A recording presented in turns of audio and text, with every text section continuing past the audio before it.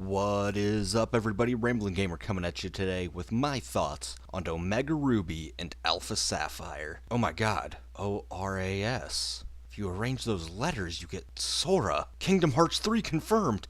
The 3? Half-Life 3 confirmed! So first up, I should probably mention that the most popular video on my channel is the previously named Why I Don't Think We'll Be Seeing a Ruby and Sapphire remake. Wrong. I have renamed this to Why I Didn't Think We Would See a Ruby and Sapphire remake, but there were a few things that hadn't crossed my mind when I made that video, like how much putting a Pokemon game into 3D would change the feel of said Pokemon game. One big complaint I do have about these upcoming Pokemon games is the timeline. For those of you that don't know, the events of Generation 3 take place the same time the events of Generation 1. 3 years later, we have the events of Generation 2 and 4, and sometime after that we have Black and White, then we have Black and White 2, and then X and Y. This really messes things up. Like, how are you trading Pokemon that you caught 12 years ago up till X and Y, and it confusing. Another one of the big things it does is, why is Professor Sycamore just now researching Mega Evolution and X and Y if it was done in Hoenn all these years ago? Just, it screws everything up. This isn't the first time Ruby and Sapphire have done this.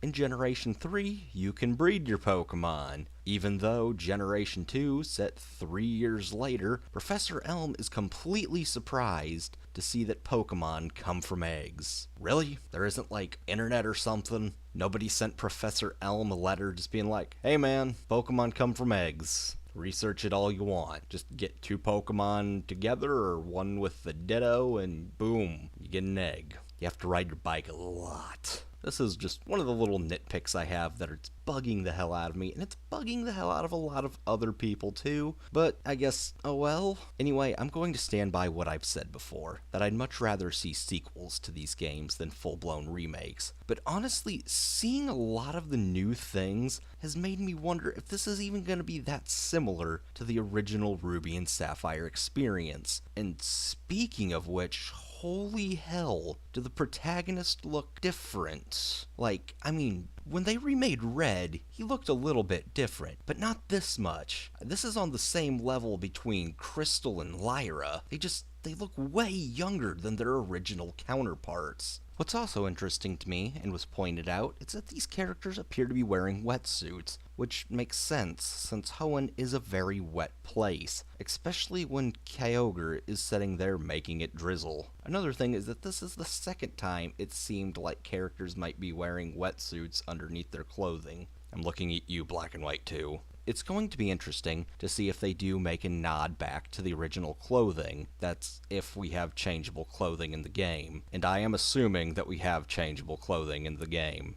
That better still be an option. Like, if it's not, I'm gonna be absolutely pissed. Team Aqua and Team Magma will be returning, and I have to say, I am interested to see how they handle this. Before, if you had either Ruby or Sapphire, that would determine what team you fought, and to me, that was a little bit lame. I preferred what they did in Emerald, where both were present, and this, in my opinion, is a lot more interesting. I like the idea of both gangs being rivaled, going head-to-head, clashing, and it's so perfect with their differing ideologies. Honestly, to me, this was one of the coolest things about Generation 3. Also, with this in mind, I'd love to see these games set up like Gold and Silver, where you can get your version mascot before the Elite Four, and the other version in the post-game. I'd also say this remake has a lot of living up to do when it comes to legendaries. In Heart Gold and Soul Silver, you can obtain the legendary Beast, the legendary Birds,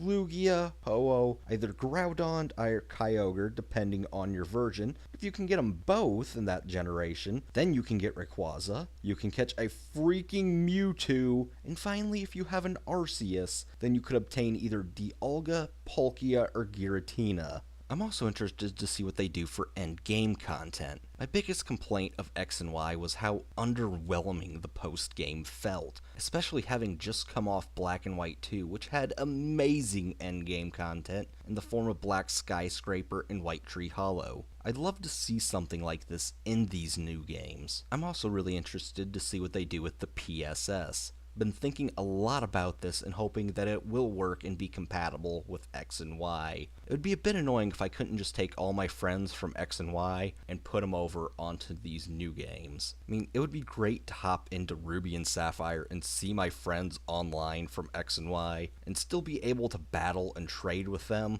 I'm also really hoping to see secret bases make their return, as this was easily one of the coolest features about Ruby and Sapphire, and it just begged for Wi-Fi. I mean that I expect that everyone on your friends list will likely have a secret base pop up that you can access and be able to battle an NPC of this said trainer. And let me tell you, that just seems to be awesome. How much experience do you get for feigning a level 100 Mewtwo again? A shitload? Hell yeah. And please, Nintendo, Game Freak, whoever the hell you are, bring back Move Tutors. I miss them. I miss them so much. I just want to teach my Charizard Dragon Pulse without happening to breed a new one. Is that really so much to ask? Just please? Well, this has really turned out to be more of a rant than anything else, but I guess that is why I am the Rambling Gamer. Other things I'm hoping to see back? Well, this goes to the end of game content, but I'd love to be able to rebattle gym leaders again. That's a feature we've been missing for a while now, and it was one of my favorites. And also,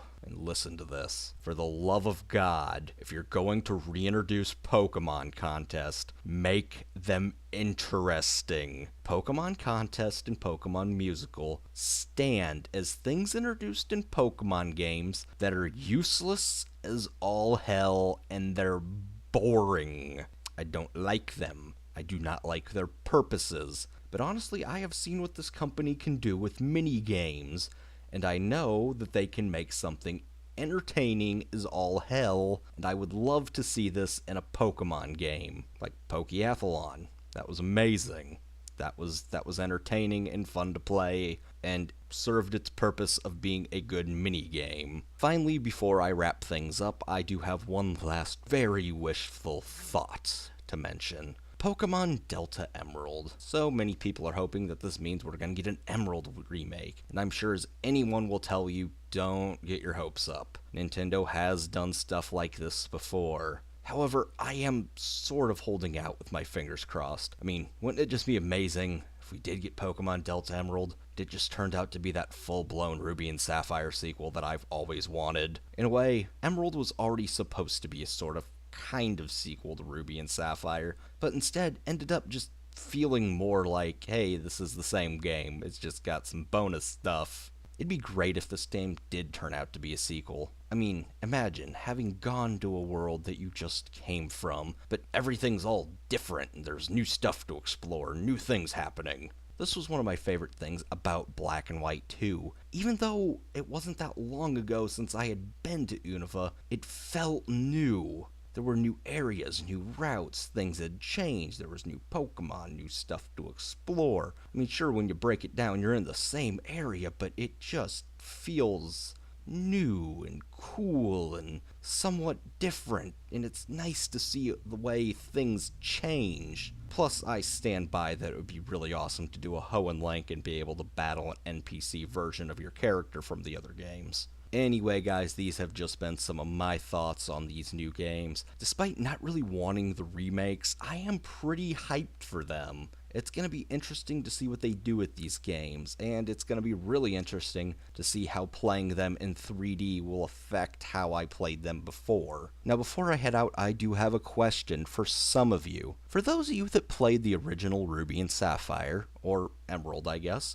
are you planning to take the same team you did to the Elite Four? Or are you having the same struggle I am to find a new team to take in? For me, my new team's looking like Sceptile, Shedinja, Claydol, Walrein, an Eviolite Vigoroth, and I'm still deciding on my final member. I'm a little sad that Gen 3 really didn't introduce a solid poison Pokemon, but who knows, maybe we will get a Mega Swallow or Seviper. Anyway guys, until next time, this has been Rambling Gamer. Watch out for bears.